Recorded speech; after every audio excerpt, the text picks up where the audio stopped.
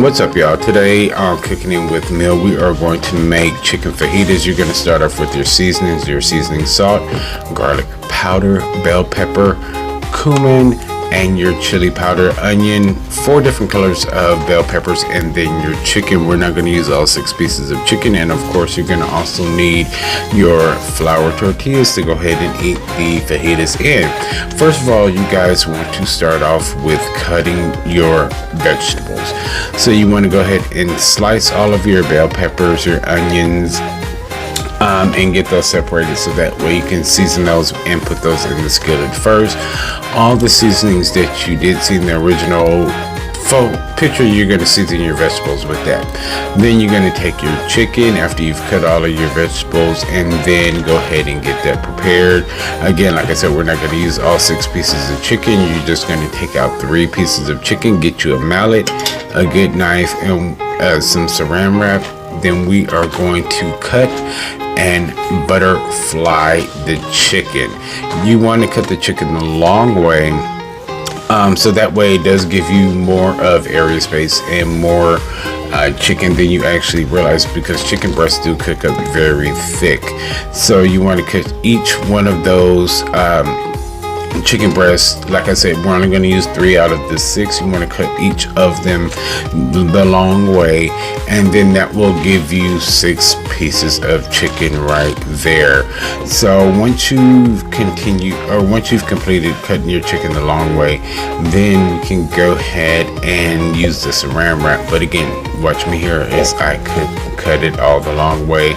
You're going to see how it's lined up, how it's even. You want to make sure you get even pieces, because sometimes the chicken breast can cut and not be even in the middle, but for cooking reasons you want to get them as evenly cut as possible, so that way there is no issues with that.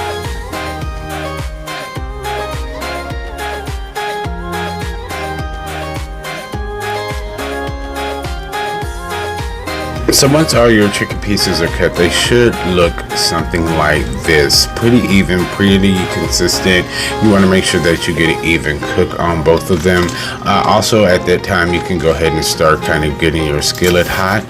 You want to get your saran wrap and cover each pieces of chicken, because then you're going to use your mallet to pound out the chicken to flatten it out. And then of course my saran wrap didn't want to work, but you want to make sure that you cover them, so that way it's easier to pound, less mess. You don't want chicken splattering all over your kitchen, so on and so forth. But cover all 6 pieces, and then we are going to pound the 6 pieces of chicken out as flat as possible. You don't have to overdo it. Just make sure that they have a good, nice, flat consistency, so that way they all still, again, cook evenly. So we're going to go ahead and show you the pounding process at this time.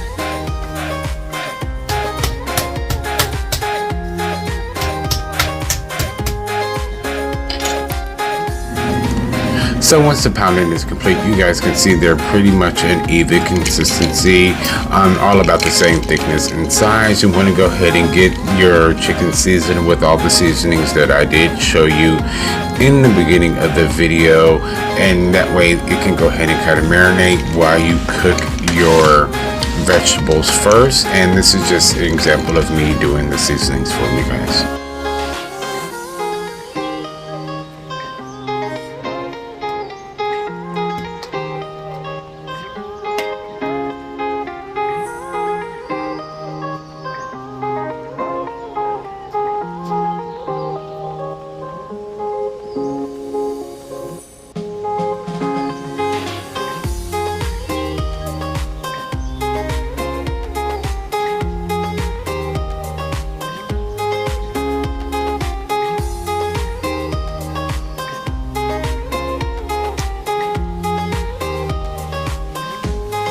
I do recommend the order that I did use: the seasoning salt, then the garlic powder, black pepper, then the chili powder and cumin. Trust me, I've tried and true to get the best flavor. You want to do it in those specific orders.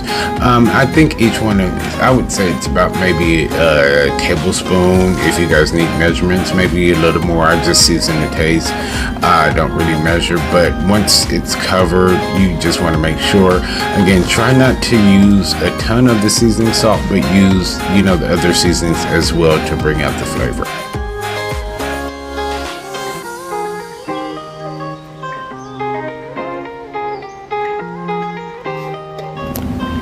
After you guys season, this is how your chicken should look on both sides. You definitely want to make sure that you get both sides. Remember, try to use one hand that you're touching your meat with. The other hand you want to use to touch your seasonings with. You want to try as much as possible to avoid cross-contamination. So the skillet is hot. You see it's starting to smoke. You want to get you a little bit of olive oil. If you don't have olive oil, vegetable oil is just fine. But if you're trying to use less saturated oil and less fat, olive oil definitely is your best bet to use to get your pan coated. Once the pan has already been heated up, you definitely want to start with your vegetables. Make sure you put those in first. Again, you're going to use the same seasonings on your vegetables that you use on the chicken. You want the flavor to be cohesive. You don't want to have bland vegetables and seasoned chicken. You want the flavors to be cohesive throughout the whole dish. So as you see me now, I'm seasoning my vegetables with the actual same dishes in the same rotation that I did seasoning the chicken in.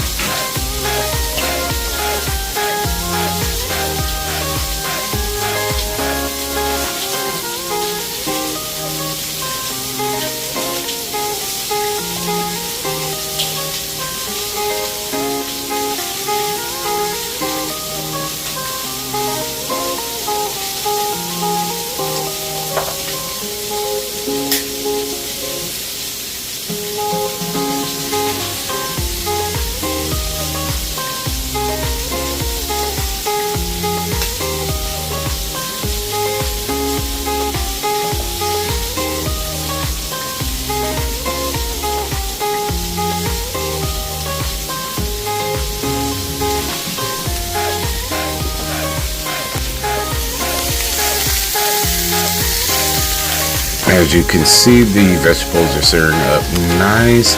The chicken is still sitting there marinating, waiting to get cooked, but you want to make sure that you get your vegetables all the way done.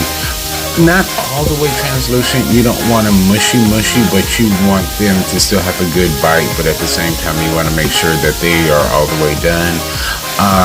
And they're easy to chew once you add the chicken in and cook it and then add it all together.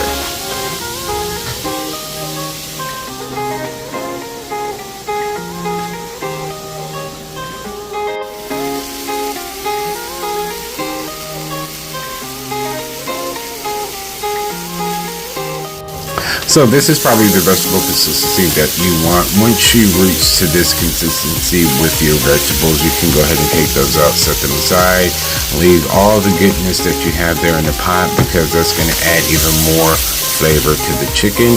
You want to take your chicken, sear it really good on both sides for about 5 minutes on each side. It should have an internal temperature of 165. I like to cover it because that even makes it cook more evenly and faster.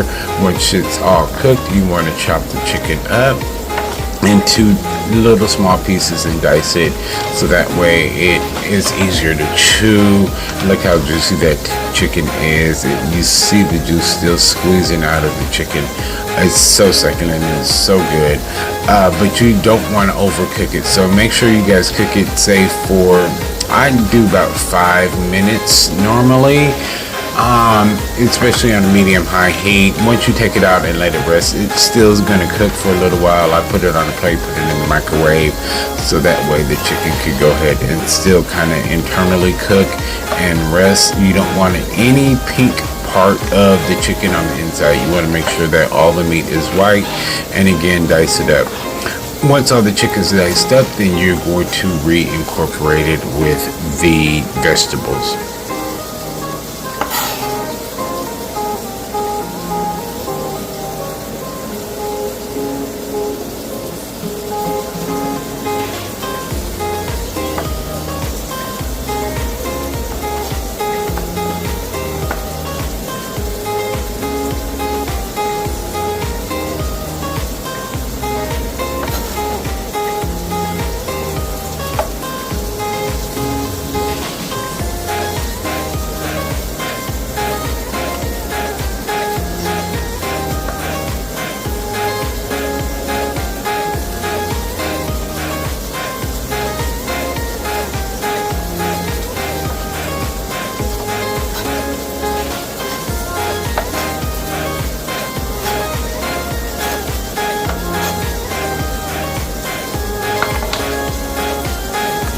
Now that my chicken has been diced up, I'm putting the vegetables back into the skillet. They were warming in the microwave as well. And then you also want to go ahead and add your cooked chicken back to the skillet to bring it all back up to temperature, so that way you have that nice good sizzle. On the side, I always end up my cutting board, of course, is going to get washed, but you guys want to just make sure that it has that good sizzle, so that when you go ahead, you can stretch your fajitas, that your cheese melts. You can put your pico de gallo on there as well, your guacamole, whatever else you choose to top it with, and there you have the perfect, quick and easy chicken fajita. Let me know if you guys have any questions. I do add the juice from the chicken that it was resting on back into the pot, just to give it more flavor. But it's simple, quick and easy. You guys shouldn't have any issues.